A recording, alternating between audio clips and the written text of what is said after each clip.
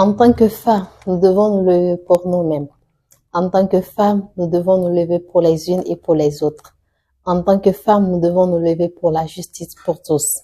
Bonsoir, je suis Fatou Dramé, activiste au sein de l'ONG Ouvrir les Horizons. J'ai le plaisir de vous partager le parcours d'une icône. Il s'agit de Michelle Obama.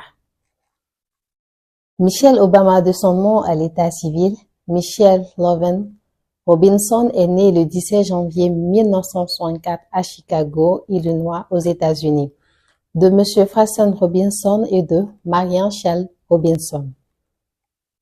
Sa mère était secrétaire auprès d'un magasin d'usine de catalogue Stegel et son père était employé à l'usine de production d'eau potable de la ville et délégué du Parti politique démocrate. Après ses études secondaires à la Whitney Young Martin High School de Chicago, elle est acceptée à l'université de Princeton où elle obtient un bachelor universitaire en sociologie en 1985 avec la mention cum laude. En 1993, elle devient la directrice générale d'une association à but non lucratif visant à encourager les jeunes à travailler dans les associations à but non lucratif et sociales. En 1996, elle travaille pour Associate Dean of Student Service à l'Université de Chicago où elle développe le centre communautaire. En 2002, elle commence à travailler pour l'hôpital de l'Université de Chicago comme directrice générale des affaires communautaires. En 2005, elle accède au poste de vice-présidente des affaires externes de l'Université de médecine de Chicago. Depuis janvier 2010, elle a rejoint la Croix-Rouge américaine afin de soutenir les activités du séisme et du tsunami à Haïti. Et en 2020, elle lance son propre balado sur la plateforme Spotify. Épouse de Barack Obama depuis 1992, avec qui elle s'est rencontrée en 1989 au sein du cabinet d'avocats Sidley Austin, où Obama était son stagiaire, pour lequel il travaillait et seuls 2 Afro-Américains. Suite à leur relation, ils ont eu 2 enfants. Malia le 14 juillet 1998 et Natasha Dichacha le 7 juin 2001. En 2008, elle devient la première dame des États-Unis pour 2 mandats. Rapidement, elle devient une icône nationale à travers l'ensemble des luttes qu'elle a menées en tant qu'épouse, mais aussi activiste pour défendre les droits des femmes, des personnes vulnérables, mais aussi des Noirs et enfants. Elle prône l'éducation des jeunes femmes, qui est une cause importante. Elle a joué un rôle important durant les campagnes présidentielles de son mari, mais aussi dans la vie professionnelle et de son couple. Aujourd'hui, elle continue à s'engager politiquement via les réseaux sociaux et des campagnes politiques. Étant une avocate, elle est aussi une autrice américaine dont ses œuvres littéraires sont entre autres Becoming Michelle Obama, Cette lumière en nous.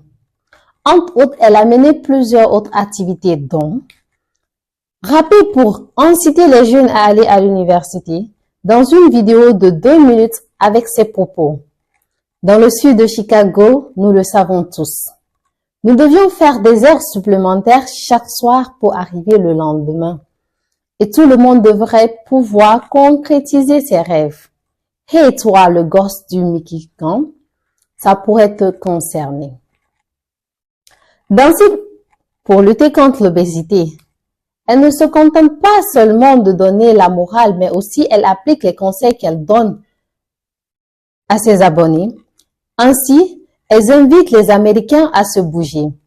Dans le cadre de sa campagne Let's Move, destinée à combattre l'obésité infantile, elle a plusieurs fois donné de sa personne.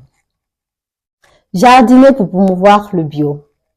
On l'a vu semer, arroser, arracher les mauvaises herbes. Elle ne craint pas de mettre sa main sur la terre.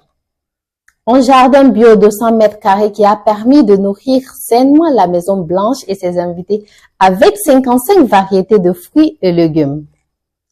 Une expérience qu'elle a voulu partager au public Dans son livre Cultivé en Amérique, l'histoire du potager de la Maison Blanche et d'autres jardins américains, publié en 2012. Lancé un hashtag pour la scolarisation des jeunes filles. Elle a vite compris l'importance des réseaux sociaux pour sensibiliser en large public. Et en septembre 2015, elle lance un large hashtag de 62 millions girls pour inviter les internautes à le partager au maximum et beaucoup de célébrités l'ont relayé. Un véritable buzz pour une bonne cause. Au Grammy Award, elle a gagné un prix de la catégorie du meilleur album narratif pour son audio de ses mémoires Devenir le 27 janvier 2020. Parmi ces citations les plus populaires, nous pouvons retenir « Restez toujours fidèle à vous-même et ne laissez personne vous distraire de vos objectifs. Ne t'entoure pas de personnes qui te rabaissent et suis ton instinct. Le succès ne se mesure pas à la quantité d'argent que vous avez, mais à l'impact que vous avez sur la vie des gens. » C'était le parcours de Michelle Obama. Je vous remercie.